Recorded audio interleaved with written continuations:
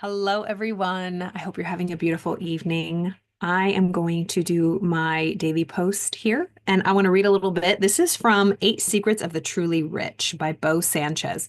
One of these ads, well, wasn't an ad. He has a group on Facebook, and I really liked this. And it was a coincidence because I'm working on something, and I'll share with you in a minute. We'll continue with Elsie Lincoln Benedict tomorrow. I am feeling not at my best. So it's going to be a quick little read, but I want to be here and keep my promise. This is what we do. So this came across, it's from Eight Secrets of the Truly Rich by Bo Sanchez, chapter 11. Your self-image will attract your level of success. I'm wondering if my computer was listening and paying attention to what I am doing because I was finishing my self-concept, self-image therapy bundle package that I'll tell you about in a minute. But your self-image will attract your level of success. People do not attract that which they want, but that which they are. James Allen, our man, James Allen. So your self-image, how you see yourself, will attract your level of success. How do you see yourself in all areas of life? How do you see yourself when it comes to health? Are you healthy? Are you mediocre? Are you unhealthy? Like, how do you see yourself? There's a real thing of distortion. There's body dysmorphia when it comes to our physical body. We can be at a healthy weight, a BMI, but we think we're fat, you know? So it's all about self-image, how you see yourself. It starts in the psyche first, and then it manifests in our physical body and in our experience of life. So we do not attract what we want, we attract what we are. James Allen is right, but let me go one step further. It should be written this way. People do not attract that which they want, but that which they think they are. Ooh, this is good. Your picture of yourself isn't just a picture. It's a photograph of the future. We literally are projecting our experience of life into the future. Remember, what we impress, we express. What we think about, we bring about. Remember, we have that light, and all of our thoughts are like the film that go in front. And when we put any thought, any slide, any picture in front of the light of our conscious awareness, we're paying attention with our conscious awareness, this bright, bright light. Any thought, any idea, any picture we put in front of this bright light shines right through and projects it onto our outside world. All right? Your picture of yourself isn't just a picture. It's a photograph of the future. Think about it. The really bright flash on a piece of, what's it called? Polaroid paper. How the camera, the lens is focused on an image. The paper is in the camera loaded, and then a bright flash pushes that image onto the Polaroid, and then it comes out, and it takes a while to develop. You have to let the air blow on it, let it dry off, and let the picture slowly develop. That's exactly what this world is. The world around us, our surroundings, is like very sensitive Polaroid paper. Your conscious awareness is like a bright flash. The thoughts you think are the images that will be impressed onto this precious, sensitive Polaroid paper that is the world. You like that? Analogy queen here. Your picture of yourself isn't just a picture, it's a photograph of the future. This works in non-financial aspects of your life too. So this book is clearly about finances. But he says this works in non-financial aspects of your life too. It works in all areas of your life. For example, if you can't see yourself as a fantastic father to my children, so if you're somebody who says, I can't see myself as a fantastic father to my children, then you won't be spending time with your kids on a daily basis, building your relationships with them. You won't do that because it's not who you think you are. It will not happen out here. You will not feel impelled to have it happen out here because it's not happening in here. Anything we do out here is first happens in here.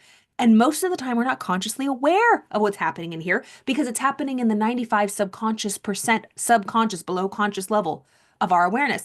And it cracks me up. Even me, I'm guilty of it, right? I'm a licensed psychotherapist. I work with people, hundreds of people, myself, I'm my first client. And we say, I really know my subconscious blocks. I'm aware of my subconscious. No, I'm not. No, I am not. They are below conscious level. They are not conscious until I sit down and do the work. That takes time. It takes effort. It takes attention. And it's not like some long, arduous thing. It's like even spending 5 minutes to just put your hand on your heart. What is this tightness in my chest about? And just listen. Take some time. Get quiet. That's why meditation is so great. It just lets all the chatter just stop. Then we can kind of hear what's going on. Then eventually, hopefully, just release it all and just be at peace. I have this great analogy of, when it comes to our physical health and how you can fast. And when you fast and you don't give your body food, and the blood sugar and the insulin and all of that doesn't get activated because you are keeping your body in a fasted state. When you cross over a certain threshold, your body flips into autophagy when your cells begin to regenerate, heal, cleanse from starving, or not really starving, but going a while of fasting. It puts your body in a fasted state, in a healing state eventually. You have to do it right. Follow your doctor. I'm not one. But when you put your body in a fasted state, think about your mind like that. We are constantly thinking and feeling and eating our mental diet. We are constantly shoveling in most of it junk food, right? Metaphorically, with our thoughts, our thoughts, our thoughts. But when we meditate, that is a form of mental fasting. When our minds can regenerate, when our soul can start healing and cleansing and cleaning and releasing and letting go, clearing.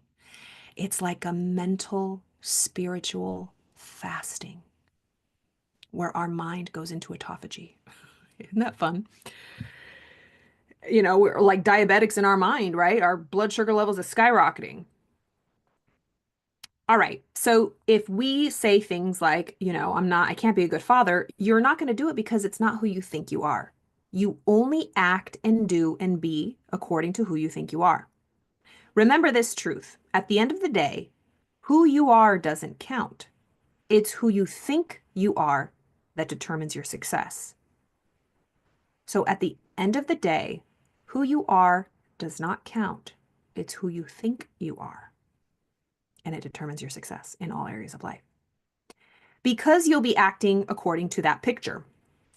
Here's the suggestion from the preacher in me.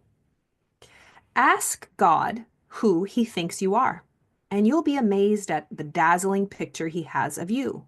You'll be blown away by how much he believes in you. This man is quite spiritual, clearly. I would say if that triggers you in any way or that doesn't really resonate, to ask God who he thinks you are. Think of somebody who truly loves you unconditionally. Most of us, it's our parents, but some of us, it isn't.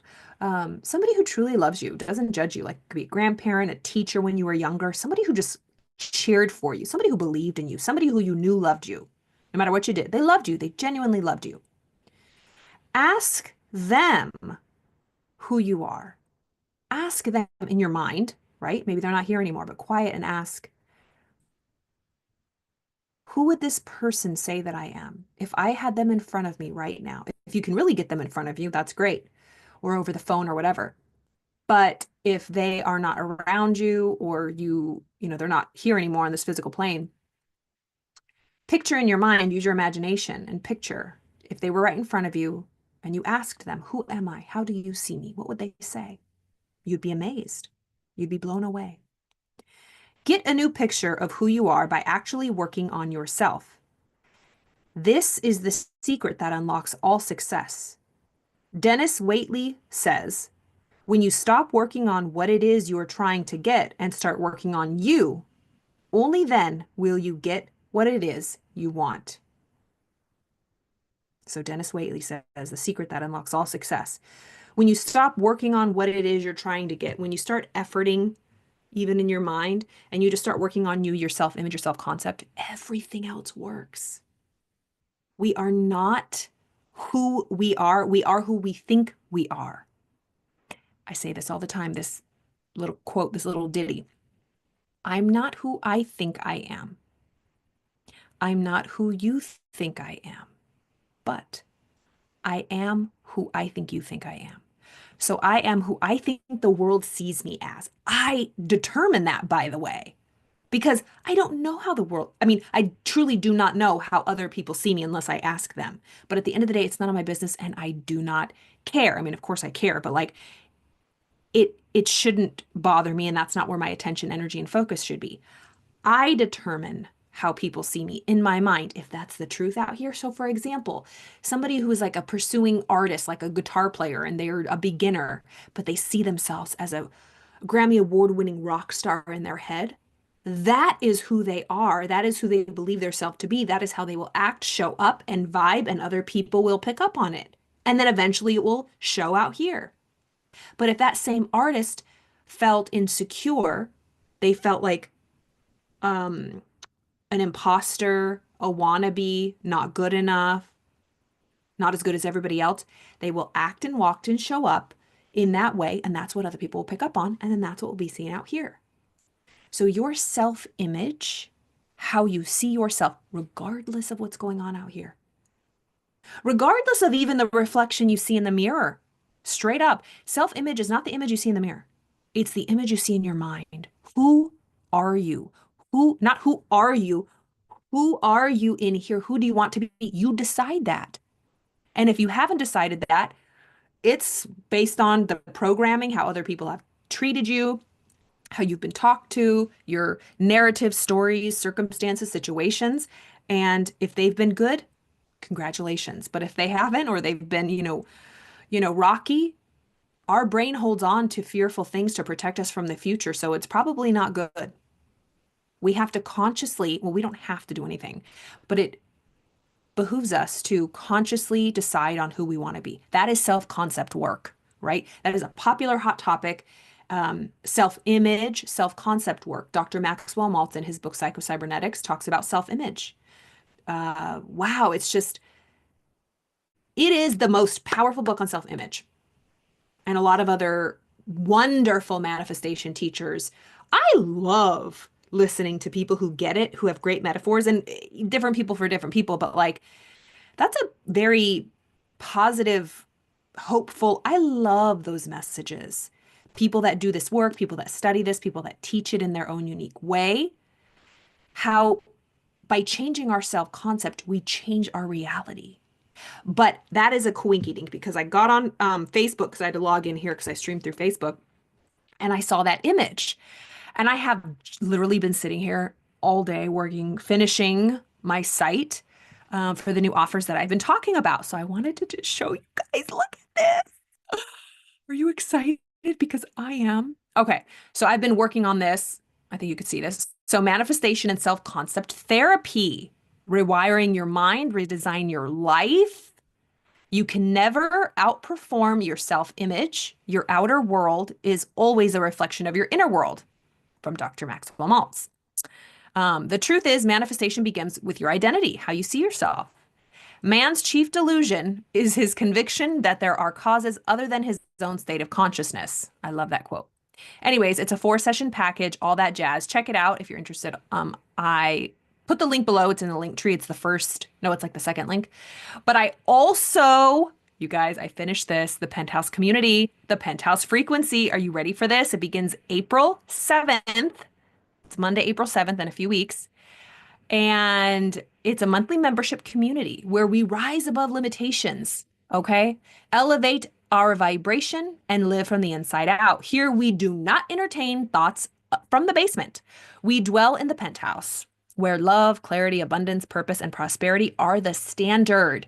If you're ready to expand your self-concept, raise your wealth consciousness, and create a life that reflects that power within you, you're on the right floor. How do you like that, you guys?